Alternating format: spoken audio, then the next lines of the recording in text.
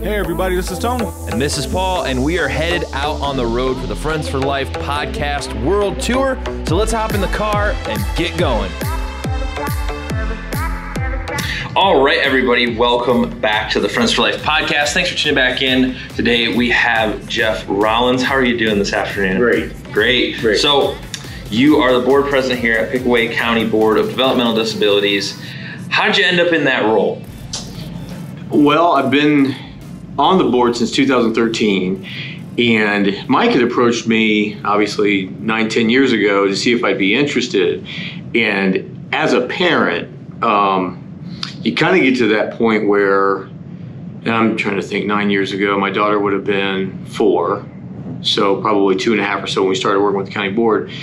And there's so much you want to do for your child, so much you want to do.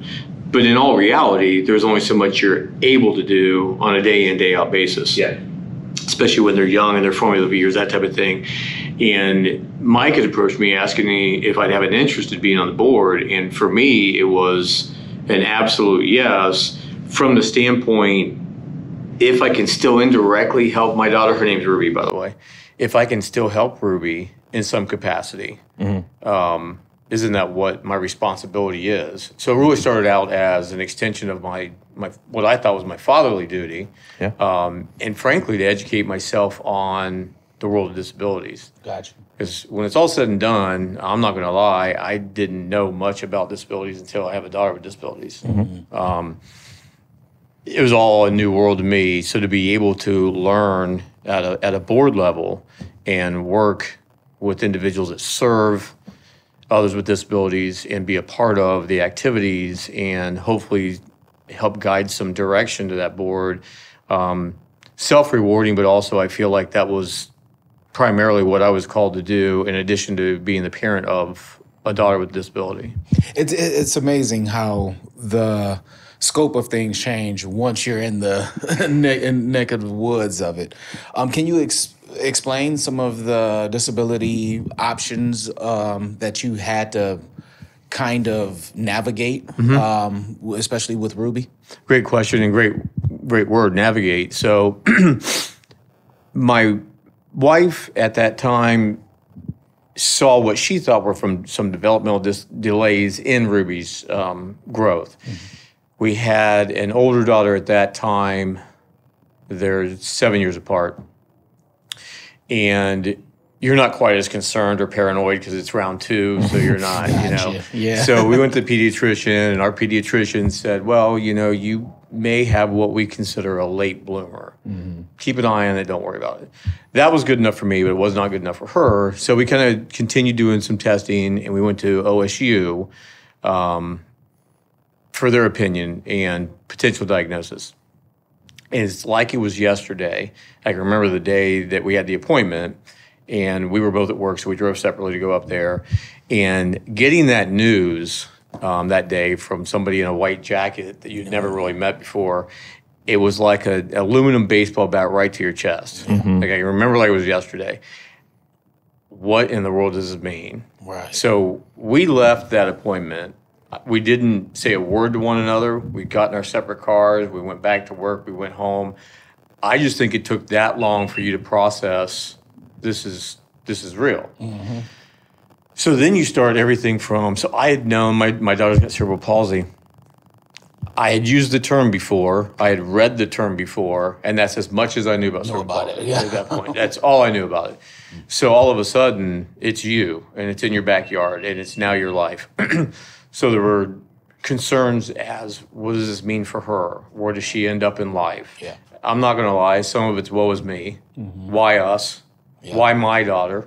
I'm glad you said that, because I think that is the part of humanity that people don't always want to really say or really put out there. And I think it's okay for us to have those initial feelings, and because we have to be able to even recognize where we are if we're ever going to fix or change anything with our own knowledge and education. Yeah.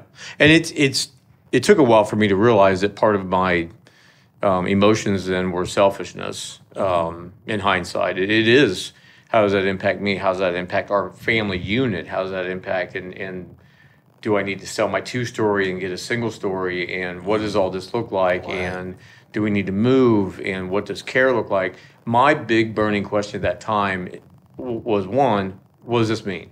What does that mean for Ruby Rawlins?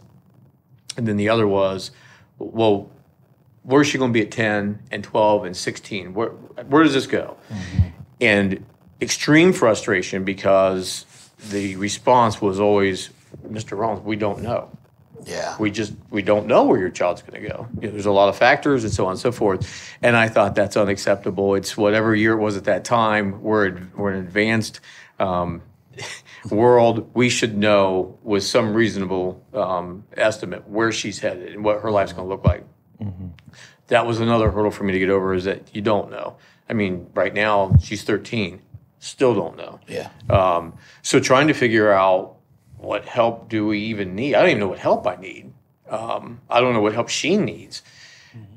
We even contemplated leaving Pickaway County, because our presumption was, it's Pickaway County, it's rural, which is why we live here, but no way are they going to be able to provide the level of service our daughter needs, because she needs the best of the best. So we started investigating and reached out to the county board. And from really that point forward, that sense of knowledge and comfort they gave you was really all you needed. Yeah. We spent thousands of dollars and thousands of miles feeling that she's going to have the best of the best. One of the first positive experiences, as we're trying to learn more about cerebral palsy and what it means, we signed up to hear a speaker at Children's Cincinnati. She was touted to be the world's greatest pediatric CP researcher. Like, wow, this will be great to hear from her. Dr. Brunstrom is who it was. And we go down this big auditorium, Children's Cincinnati, and we're waiting on her to come out, and a side door opens, and a couple of staff came out, and in comes another white jacket doctor. And as she takes 2 or 3 steps forward, you realize that she's got a walker. And you look at her, and she's got a different gait than you or I do. And so she comes up and introduces herself, and she's got cerebral palsy. So it was at that moment, you're like, wait a minute, this whole woe is me stuff. You're like, my daughter could be a world-renowned researcher. Yeah. So it just really turned the light on for us that this is one of the best on this planet. She's got cerebral palsy. And we were blessed to have her as our doctor for the first 3 years. Her mission, her passion is, I know what I went through as a child, and I will spend every day on this earth trying to better what these kiddos go through with cerebral palsy. So it was so rewarding to go down there and listen to her and put things in perspective. She was at St. Louis Children's, and that became our primary. And it was a long trip out there, but bedside manner was fair. She's so cerebral. When we go out for appointments, and they were once every 6 months, let's say, she remembered Ruby, she remembered us, she remembered Ruby's issues she had going on at that time, whether they were personal or as it related to CP. She replayed video that she had taken our previous appointment in preparation for this appointment. And this is certainly a woman that is busy and certainly has better things to do, and how she found time to do that. So that was great. Also learned some adult lessons. So what does it look like as an adult? St. Louis, like here, gets snow and ice, and asked her, what do you do when it's icy out? She goes, I don't leave.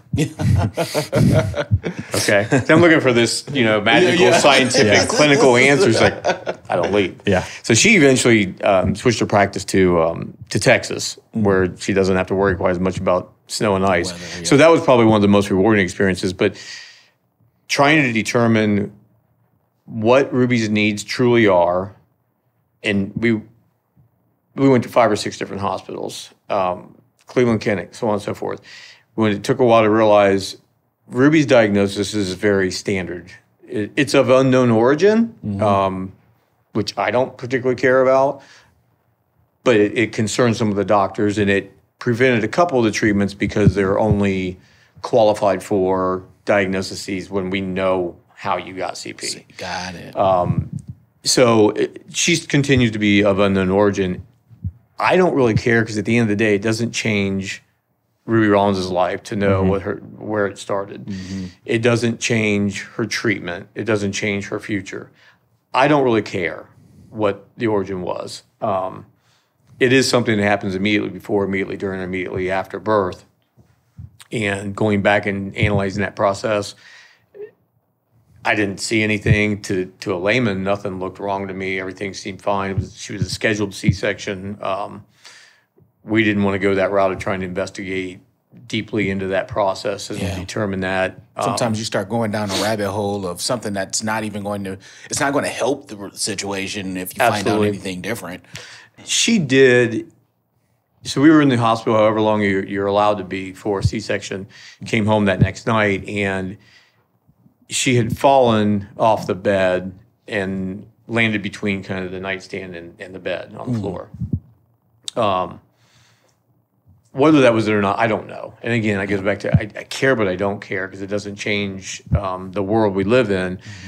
I don't think her mother feels the same. So I think she feels some responsibility for it. Yeah. And it's just one of those things where I can only say in so many different ways, it wasn't your fault. It isn't your fault. This is something that, eventually when you step back and really look at it, and and I'm sure you guys have seen, as you dig yourself into this world, another good reason for that woe is me feeling to go away is you see some of these families, and I thought, my daughter's affected from the waist down.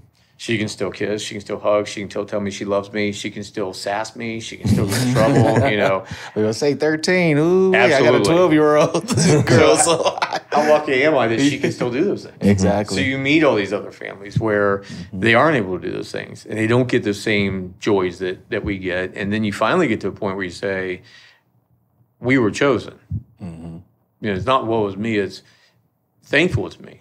We have resources, really just knowledge and the ability to ask questions and the ability to ask for things for Ruby on her behalf that I think some other families don't.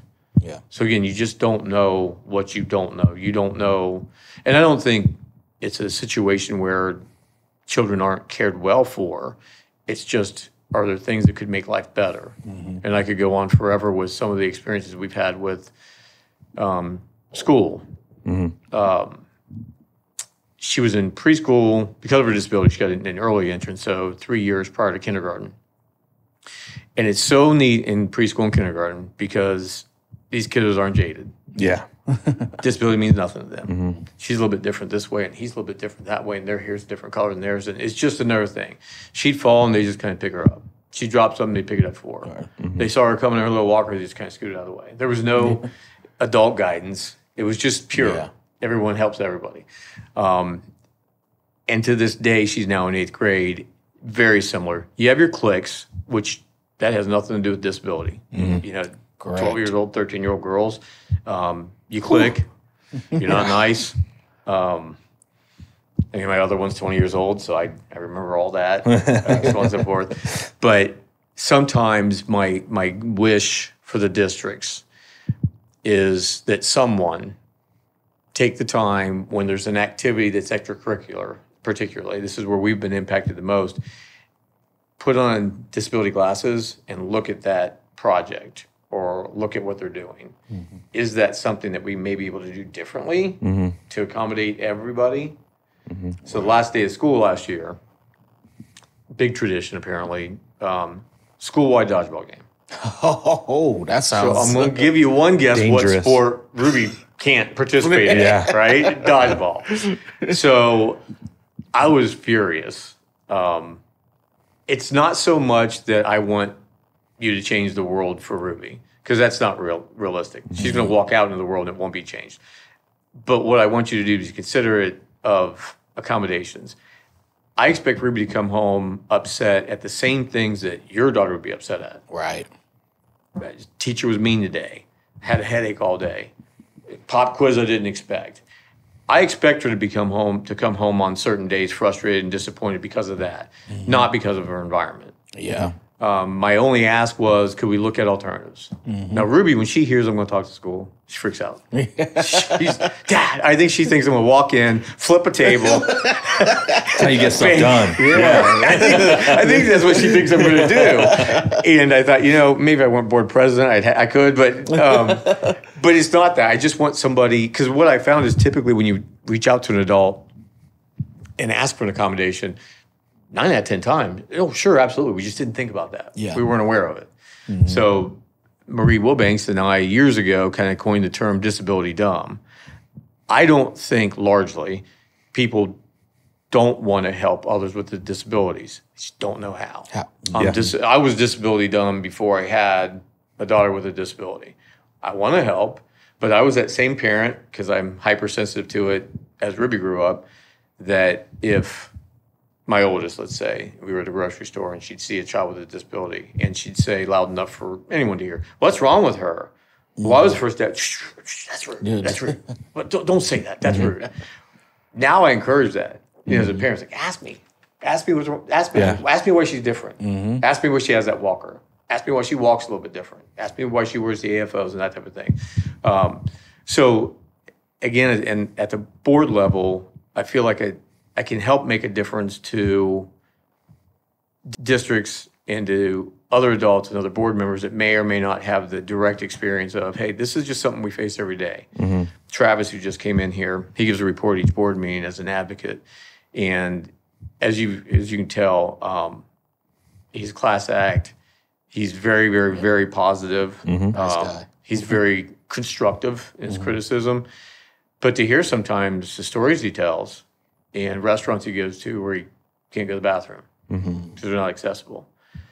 Last week, we had our monthly meeting. He spoke to going to see a movie, and the typical 5 or 6 spots reserved for somebody in a wheelchair are all ground level. So your neck is all the way back trying to watch the screen. Things that we don't have to go through. We get to go in and pick whatever seat we want to pick. And that's the life that, a lot of our folks live, that I just think when we step back and think, can we do it better? Can we do it differently? So I think just sharing real life experiences, because I'm not that smart when it comes down to it. I don't have good ideas, right? I can tell you what doesn't work because I've probably done it and screwed it up. So I can tell you what doesn't work. Right there with you. But I think just to be able to share what a lot of our individuals face on a daily basis helps kind of drive community in a different direction. And then being on a board like this, and I'm lucky enough to be on a couple other boards here locally, when we have events at these other boards, Ruby comes along, it's a little easier to ask. I know Jeff, so I can ask him, hey, what's going on with Ruby? Versus, I'm not going to say anything. Yeah. Poor Jeff, he's got a daughter in a wheelchair. That poor.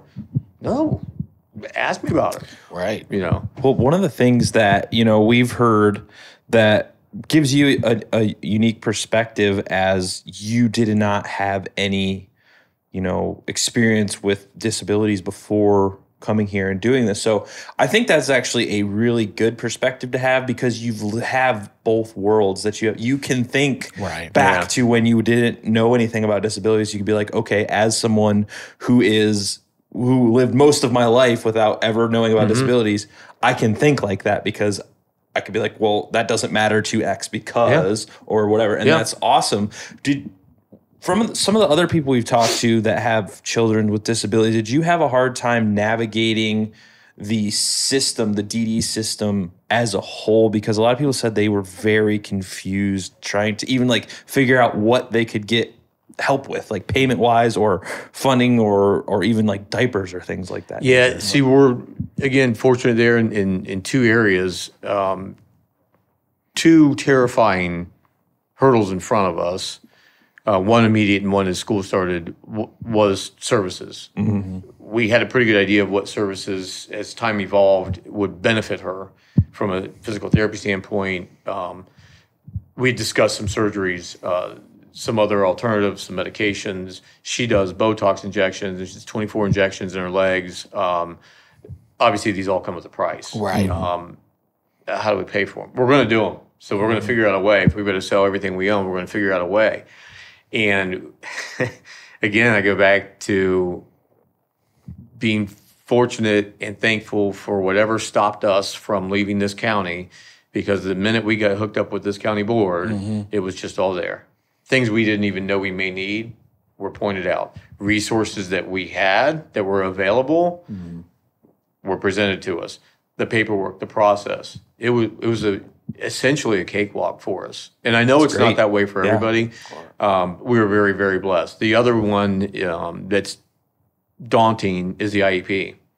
Because if you don't know anything about school IEPs, and you go online and research, that's what we do, they're terrifying. Because all you'll see online is, oh, I don't even know why I have an IEP. They're horrible, blah, blah, blah.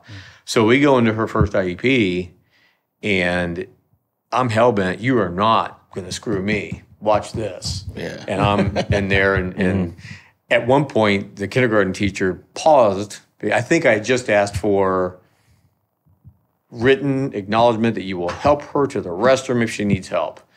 And she paused, and she said, Mr. Rawlins, I'm not going to lie, you intimidate me. I said, that is not my goal. And I'm not trying to. But I said, I don't know how this goes. Yeah. And she said, they're kindergartners. I help all of them to the bathroom.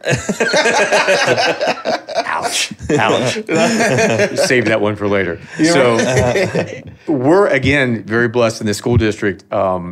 This is before I had anything to do with the board. So I think it was genuine. You tell us what Ruby needs, and we will find a way to make it happen. That was then all the way up preschool, kindergarten through 8th grade that she's in now. Anything we've ever asked for, which I like to think are reasonable, they've done. We weren't able to find, after growing up prior to kindergarten, she was with my mom. That's who watched her all day. So she was never in the care of anybody other than family, just because it worked out for us, and it's part of the reason we moved to where we moved. Gotcha. So here comes kindergarten, half day of school. She's got to go somewhere. Even though mom is 3 miles from the school, she's in a different school district.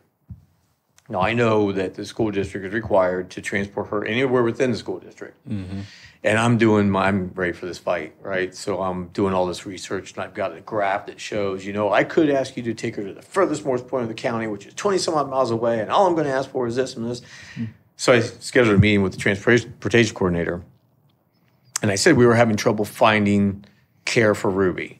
If we find somebody we're comfortable with, you just got a gut that they weren't comfortable with this kid with a disability. Yeah. And then if we found somebody that seemed to be okay with it, we weren't comfortable with them. So we just weren't able to find anybody. Gotcha. And so I sat down armed for another battle, and Kyle was his name. He said, well, what are you doing now? I said, now listen, right now she goes to my mom's house, but this is what he goes, she'll go to your mom's house.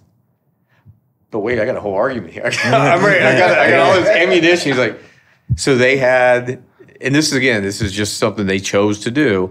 A regular size school bus took Ruby and only Ruby to my mom's house, pulled in the driveway, and dropped her off at the garage. So all in all, when I hear stories about some of the struggles some of the families go through, really blessed that we've landed where we've landed and that things have worked out the way they have. How has this changed you as a person? Aside from being the board president or all the stuff, just has your perspective changed? Life. So complete 360 in life. What mattered before doesn't matter. I get pretty amped up at things in general. And I'm talking everything. Not anymore. And I think it's helped me be a better employee. So in a management role, I used to get into it with people. And now I'm able to put things in perspective. What matters? I lost my dad Christmas Day 2018. And condolences. He very quiet. He's totally unlike me. Quiet, selfless, the whole 9 yards. And at his funeral, those that came up and spoke about him, and he worked for Ohio Bell, utility company here, for 40 years and retired 10, 12 years prior. Accolades, awards, the whole 9 yards. At his funeral, not a single person had anything to say about Ohio Bell. He's a great lineman. He's a great technician, blah, blah, blah. And I thought, that's what I want to be. Yeah. I wasn't put here. I work at a bank. I wasn't put here to run a bank. I wasn't put here to be the best operations officer that any bank has ever seen. It just helps you really put things in perspective. What you thought struggle was, it's not struggle. Yeah. Inconveniences weren't even that. When you look at a lot of individuals that we serve and what their lives are like, I will say the perspective from most of the individuals we serve, including Ruby, never once in her life has she ever said, why me? Why do I have to have CP? This sucks. People are mean. Never once. Things that I feel bad for. Okay, Dad, I can't dunk the basketball. All right. Yeah. There's things I can do. If she came in here right now and you asked her, what do you like to do? What do you do? She'd say cheerleading. She works really hard. She works harder every day to be like you than she does trying not to be different. Yeah, to show you that I am the same. She puts more energy into that than she does navigating life with a disability in a wheelchair and going up and down steps and that type of thing. Her goal is the things I can't do, I'm okay with. Right. And it's hard as a dad because you want the best for your kids all the time. You want them to be everything they ever want to be, whatever that looks like. Knowing there's some things that just don't make sense probably for her down the road, she doesn't care. She's like, I love who I am. I'm happy being me. One day last year, she came home. I came home from work. I was school today, and she goes, oh, you're not going to believe it. And I'm waiting on that day where, kids were mean or blah, blah, blah. Still hasn't happened. And she said, so we're in math class, and I sit in the back of the classroom, and we're taking a test, and I happened to be the first one done, which is not like Ruby. She said, I'm up there taking my test to the teacher's desk, completely wiped. Front of the room. She's like, I completely wiped out. I said, oh my God, what'd your teacher say? She's like, she asked me if I was all right, and she didn't know whether to laugh or to cry. And I said, well, what did you do? She goes, cover my eyes. I said, now you know they can still see you, right? She said, yeah, I didn't know what else to do. So she said, you hear a pin drop. And little Tommy from the back corner of the room, he came up holding his calculator, and he's like, is this yours? Well, who else just wiped out in front of the entire class? So my perspective on things is back up. This is not about you. It's about Ruby. People come to me worked up, fired up at work. I'm like, this is work. Yeah. And that's all it is. It pays my mortgage, and it pays for my car, and it puts food on my table. And that's it. No more, no less. So it really just helps you put life into perspective for exactly what it is. And I think it makes you soul search a little bit for, what are you here for? We're all here to do something. Yeah. Unlike just our career. What is it I'm here to do? Where am I going to make a difference? So I think that's what this disability, what this situation, what this environment has brought me is just complete perspective. Changed for the rest of my life, and so much of a better person because of it. Yeah, that's that's the humanity difference, and I love that, because when you create difference in humanity, you are changing the world. Oh man, I got chills. Right. I like what you said about she's pushing herself to just do the best that she can. She's working 10 times harder than anybody else just to try, like you said, to try and be like one of us. And I see, as the guy who runs all of our social media and things like that, I just see so much complaining on the internet about things that people have in their own control. Like, there's just so much complaining about things that people can change. And I'm like, what are you arguing? The working in this field has completely changed my perspective as well. It's like, what are you complaining about? You have like so many opportunities, and you're able-bodied, and you have the ability to just change your life at any given time. And there's people out here like your daughter that are working 10 times as hard every day than you'll probably ever work in your life, and they're completely okay with it and happy. Absolutely. And they accept because life isn't fair. Things happen. We could get in a car accident. It doesn't. Things happen, and you just have to figure it out. That's these stories like this are important, I think, because it puts things into perspective. And I look at Ruby. So there's a surgery called SDR, total rhizotomy surgery, that some kiddos with CP are candidates for. And it's spinal surgery. It's pretty invasive. They go into the base of your spine and they open you up, and you look like a bowl of spaghetti is the way the surgeon explained it to me. And he picks the right nerves in that bowl of spaghetti, and he severs them so that bad connection that your mind had over your legs or whatever the case may be, it severs that. Okay. So after he's done with that, it's very intensive rehab because you've forgotten how to walk. You don't know how to walk. You got to start from scratch. And you got to work hard. But the outcome typically is life-changing. It's a quality of life difference, the whole 9 yards. So it was determined because she's of unknown origin, she was not a candidate because we can't statistically show that it may or may not help her because we don't know where her CP came from. Fine. So somehow, some way, we did a gait analysis last year, and it was revisited, and we spoke with a doctor at Children's here in Columbus. He said, you know what? She's a candidate. He 5 minutes with her. He said, she's a candidate, absolutely. So I'm a little excited. I'm like, this is a quality of life change. Big sacrifice, big commitment, but it's quality of life change. So I'm pretty excited about it. And she's at that age now where her crew, if you will, at the hospital, they include her in every single conversation. Yeah. Every single conversation. She's not very interactive because who wants to speak to a doctor when it's all said and done? I'm not very interactive. Like I didn't have high blood pressure until I saw a doctor, so therefore I don't like the doctor. It's his fault. It wasn't my fault. So kind of digesting on the way home, talked to her a little bit that night about it, and she said, I don't think so.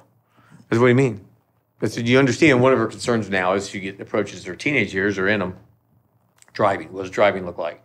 Dad, am I going to have hand control? I said, sweet, I can't answer that. I said, I will tell you, if you're hell-bent today that you do not want them and you want to start working today on it, pretty reasonable to think you won't need them.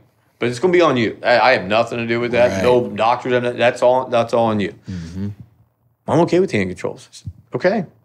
So we're at that point now where she'd probably tell you if she were here, I'm not willing at this point in my life to sacrifice the time in the hospital because it's inpatient rehab and then another probably solid 6 months rehab after. It's like, I'm just not willing to sacrifice that and put the effort in. Yeah, you got to. So as much as a parent, like, what do you mean? You hear what I'm saying?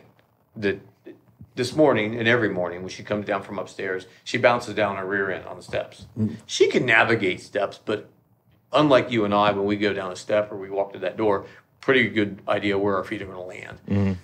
She's not real sure where the feet are going to land. Right. And if they land wrong, she's all the way down. That was something I brought up. And you got to do it the right day and the right time. Anytime you're talking to a teenage girl. But I thought I found a good time. I thought, okay, we're in a sweet spot here. She's a big Reds fan. Reds are winning. It's commercial. We talked about it. I said, if we decide to do this, you wouldn't have to, bump yourself downstairs every morning. He's like, no problem. I don't have a problem bumping myself down the stairs. It's not a problem to me. So as frustrating as that can be to know that there are some options out there for her, she's not there. Now, do I think she may get there over time? Yeah, and she likely would still be a candidate. But to your point, I had probably the best boss I'd ever had. And I think what I respected most about him is how much he cared. And fill in the blank. You name it, he cared about it. And his philosophy largely in life, I didn't really embrace until much later in life, was if you have the ability to give back, you have an obligation to give back. Whether that's financially, write the check, because everybody needs those. And if not, roll the sleeves up. And I don't care what you're doing or who you're doing it for. But to your point with an accident, we're a phone call away from needing help. Right. Any of us sitting here. Yep. I can walk out that door and get a phone call from somebody or something happened to me and I found myself immediately in need of help. What if there's nobody out there to help? So that's one of my marching orders for people that I work with is don't wait like I did. I know you're 20-something, early 30s. Don't wait because there's something you can do today, right now, that's going to make a difference. Selfishly, you're going to feel hella good. I think that's one of the best things about when you give, how good it does make you feel. You almost feel guilty. Yeah. Right? Yeah. Just honestly, yes. I feel so like, wow, should I feel this way for doing something for someone else? Right. Well, like when Marie introduced this podcast to me and what it was, and I thought, how awesome a world do we live in that we did not live in 15, 20, 30, 40, 50, 60 years ago, where we have people taking their time to go all over the state of Ohio to learn more about and to educate and advocate for the needs of others. Yes. This has nothing to do to you. Oh. You won't benefit from a damn thing I have to say today. I promise you that. Very few people do. So don't feel alone in that. But to know that there's people out there like you in podcasts like this, that if it helped just one person, if only 2 people listen to it, help one person look at life differently. Talk about humanity. Dude, I mean, that's pretty powerful stuff right there. It is. You give me chills when you talk about it. Yeah. Really, I have a real. Oh, I have 5 kids. You know, and I'm always curious on the relationship and the dynamic. Now, it sounds like your oldest, they're 7 years apart. So when Ruby came around, I'm sure your oldest was around that age that she still wanted major attention. And now you have Ruby, who requires all this extra attention. How much did that affect her? I feel like you've read my book.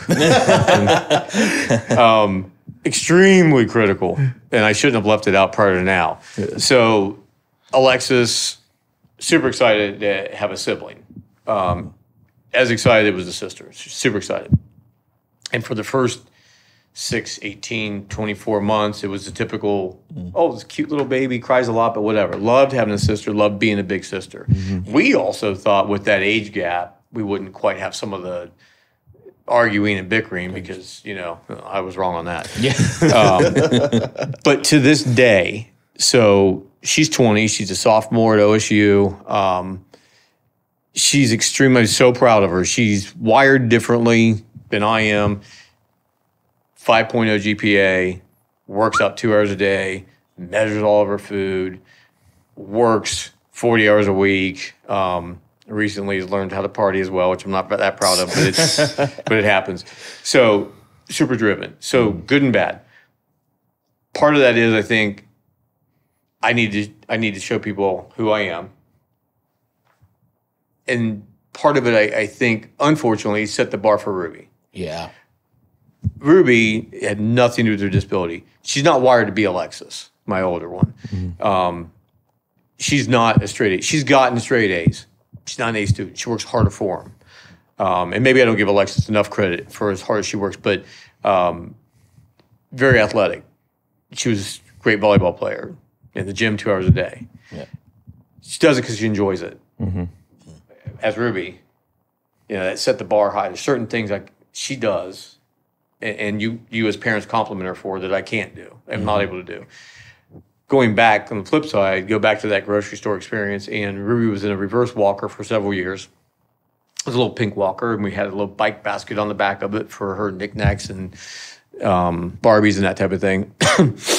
And we'd be at the grocery store, and if you dodged questions or stairs, which you always got the stairs. But if you dodge questions all the way up and get your groceries and you're checking out, it's always that same gray-haired in line. And she'll turn around, she'll see little Ruby, and I get where it's coming from. But it's, oh my God, she is so cute. She's doing so well. And I thank them because I know what you're saying. Not the words you're using, but I know what you're saying. And thank you. But on the flip side, guess who she didn't say anything about? Your daughter. Standing right there. Everywhere we go. Wow. How's Ruby? Ruby, you're so cute. Hey. So even though Alexis has always understood, as any kid would, well, I want mine too. I want mine too. She's getting all of it. Where's mine? And you try to balance that at home and in family life. But the other thing that changes is there's certain trips we can't take. Right. It don't make sense. There's certain things we can't do because Ruby's unable to. There are certain times we have to modify the way we do life. Is it fair to Alexis? I guess perspective of fair. She's going to end up with her master's in pediatric therapy. Oh, nice. So they, to this day, bicker. And I always thought, to be a good dad, one of the definitions is the relationship your children have with one another. That's part of how you determine whether you're a good dad. And certainly as a board member, my kids are going to be better than better. And you see the videos on Facebook, and one sticks out to me. Teenage boy and his little brother. And the boy ran, whether it was cross country, maybe it might have been a marathon, with little brother who had a disability on his back, the whole thing. And I think I remember seeing that. And I thought, wow. Not these two idiots. Not these two idiots. They trip one another if they got the chance to. So sometimes I step back and say, good, because that's how it would have been. Yeah. So sometimes I do step back and I like that. As Alexis now has moved out in second year back on to college and probably never back home, Ruby has an assignment in class, had to write 10 things I never told you. She picked Alexis. And I just got it last night. She just sent it to me. Some of the things that Ruby noticed, pretty powerful stuff. How much respect she has for Alexis and vice versa. So I think the bond is there. I can't show it because I'm big sister. Yeah. So I can't show you how much I love you because I'm your big sister. Well, as a little sister, you're a bully to me, so I can't show you either, but I'm going to put it in words so you know. So that's, and I think it'll be that way for a long time. The impact it's had on Alexis and her life being different. One of the big deals when you're in middle school, volleyball, you first play on an organized team that you had to try out for 7th grade. So there's 7th grade and 8th grade teams. I guess JV and varsity in middle school. So as a 7th grade girl, obviously you look up those 8th graders. Oh, the 8th grade, we're good guys. So during the 7th grade game, the 8th graders tended to flock to Ruby. Now, they sat as a team and watched the 7th graders play. Alexis would be on the court and look up, and guess who's in the middle of that team sitting there? Ruby. Like, I look up. Those are the people that I want to like me, and here they are liking you. So it's been very challenging for Alexis. And as a parent, there's only so much you can say because it is what it is. And like you said, life sucks, and life is not fair. And every once in an extremely blue moon, I'll have to tell Ruby, that sucks. This sucks. Having to have your friends forget and having a good time, and they run off to go see another friend. And you're back here. Football game, she cheered in 7th grade. And if you remember your 7th grade football season, football field's down here, and usually the middle school buses park up there. Well, and I think it was unintentional, but the coach, who is, just for the record, an adult, there's 2 coaches, forgot her wheelchair that day. That's one thing. But you're 7th grade, you're starting to want to definitely look and feel the same like everybody else. Well, here's Ruby coming down that hill with her book bag because you go right after school, and she doesn't ride the bus back. She rides back with us. So there's this big-ass book bag and her walking down this big hill, struggling by herself. So I'm at 11. I'm thinking, as an adult, as the coach, how did that happen? As an adult that just cares about others, how did that happen? Yeah. How have we not created peers within this cheer squad? How did that happen that she was down there? So it was a really hot football game. It was early in the season. 3rd quarter, Ruby's pretty much tapped out. She's just drained. The amount of energy she puts into walking and doing things, especially cheer, quadruples what you and I would have to put into it. Right. So the game's over. He's like, Dad, I cannot make it to the car. Well, I didn't bring a wheelchair because the school had one. And it's a pretty long hike back to the car or the bus, either or. I said, I get it. What do you want to do? And she was just at that point where I could probably carry her. Struggle, but probably carry her. But 7th grade, carry. Carried, I don't want to be carried. So it was hard for her to sit there and really have to think about, how am I going to get to the car? It's embarrassing. So we did, because this is semi-acceptable still in 7th grade, we did the whole get on my back, we'll make it fun type thing. Yeah, there you go. And that got us through it. Guess who's not going to cheer for the football team again because of that one experience? So that was taken away from her. With Alexis, seeing things like that, I think have changed her perspective on Ruby and the things Ruby does. They're good at this. They fight I blame them both. Ruby, you're pushing her buttons because you know which buttons to push. You're 20 years old, allowing her to push the buttons. So it's kind of twofold. But I think as there's more separation, their bond gets closer and continues to get closer. But it is, I'm really glad you asked that question because that's a humongous impact that sometimes isn't recognized, and we're not all fortunate enough to have that sibling that just, oh, let me help you, and it just comes natural. It doesn't come natural in a lot of cases. The impact that it has on them, and as a parent, you really struggle with trying to explain away how this is okay, how you should be okay with not getting the attention that she gets, how you should be okay with us not being able to go up there because that's not an accessible trail. There aren't words. You know, it goes back to what you said. Life's tough. Life's not fair. So I'm glad you asked that. It's a great question. Well, thank you. Well, yeah, that is it's the deep stuff. That's a deep conversation. So on the flip side of the board of DD here in Pickaway County, you know, we've been to, I think, 6-7 different county boards we've talked to. And, you know, obviously everyone's doing great things. But what do you feel kind of separates this board from other areas? Because everybody does their own thing. They do it different ways. And you even said that you contemplated moving away because you thought, oh, how could we get good services here? So, you know, obviously you're still here. What has Pickaway done that is maybe different from other places? I guess trying my hardest not to use the same cliches because they're 100% accurate here. It starts with Mike, who's board superintendent, and Marie as a pair. So it's kind of a Laurel and Hardy, if you will, a yin and a yang. What they've created here, and I'll tell you probably the best example of this was we continued to meet virtually during the height of COVID.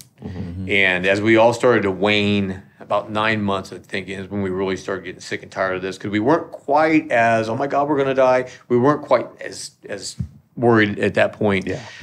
The pain that every single one of these employees were feeling from not being able to serve their individuals, the sincere pain from that, I thought, that speaks volumes. This is not a job. Obviously, as you're aware, you don't enter this world to make a lot of money. It's just not there. The way they've been able to create an environment that makes you want to be at work, that makes you want to do even better for the next individual you care for, to take it home with you, because you're not supposed to. None of us are. But the ones that do, it just makes life that much better for somebody else. And the return they get on that, I've begged and pleaded as a board, on the board, what can we do to acknowledge them? They really make us look good when it's all said and done. Yeah. We're making decisions at a very high level and don't always get to see the impact that has on the individuals we serve. These are the people, and he said, they won't. I've begged them. They won't accept acknowledgement. It's not what they want. It's not why they do it. So that's part of it. It's just a culture that they've created that's so supportive of one another. And I think that's what it is. I care deeply about the individuals we serve if I work here, but I care just as deeply about you and you as a coworker. I mean, that's the utopia. You can't teach it. You can't train it. You can't give somebody a manual on how to do it. So I think it starts there. Marie's super high energy and surrounds herself with similars. There isn't a thing out there that they won't try. So we're going to do some crazy stuff. Yeah. Within the parameters of what we're allowed to do, we're going to push some envelopes. And they do, and it works, and they're successful. And I also serve on the Ohio Association of County Boards as a trustee. And it's really nice because I go and they're like, oh my God, you guys at Pickaway County, there's some really cool things going on down there. So I was like, I'd love to take credit for any of it, but I don't. It's just their ability to think outside the box, and then they execute these ideas, these crazy ideas. Yeah. They execute them and they work, and then that just feeds off one another. So I think it's the fact that true advocates care deeply for what they do for one another, and are hell bent that it's humanity. Yeah, we're going to make a difference while we're here.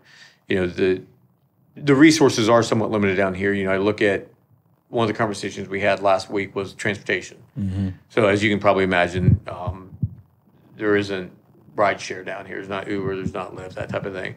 So how do we accommodate transportation? How do we make life look like it should for everyone? Right. We've got transportation contracts and, you can schedule it and that type of thing.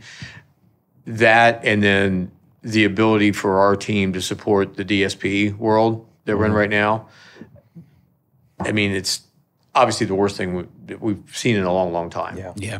And speaking as a parent, as a board member, both, it just horrifies me to see that continue to slide downhill. Mm. But if there's something within the boundaries of what we're able to do as a county board that can be done, Mike and this whole crew is doing it. And it's just so great to be part of what they're doing. That's right. That's good to hear. Well, unfortunately, I don't think anyone told you about this next part. And if you do watch our podcast, which I think we only have 5 confirmed people that watch it. You'd be 6. We're working on 6 right now.